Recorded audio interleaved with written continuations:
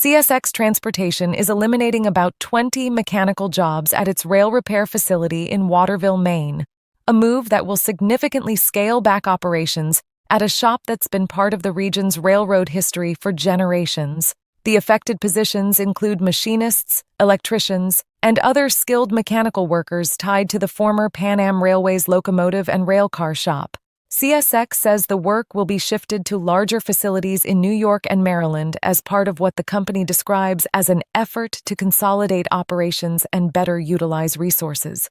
Under existing labor agreements, employees are being given the option to relocate with their jobs or accept separation packages based on seniority. For many workers, some nearing retirement age, relocation may not be a realistic option. The Waterville facility dates back more than a century and has long been one of Central Maine's most recognizable industrial employers. Even after CSX acquired Pan Am Railways, the shop continued operating as a regional maintenance hub for locomotives and rolling stock serving northern New England. Union representatives say the job losses come as a blow not only to the employees, but to the broader Waterville community, where railroad work has historically provided stable middle-class jobs. CSX has not announced a full closure of the Waterville site, but confirmed that mechanical staffing there will be significantly reduced once the changes take effect later this spring. For longtime rail workers and residents alike, the move signals another step in the gradual centralization of railroad operations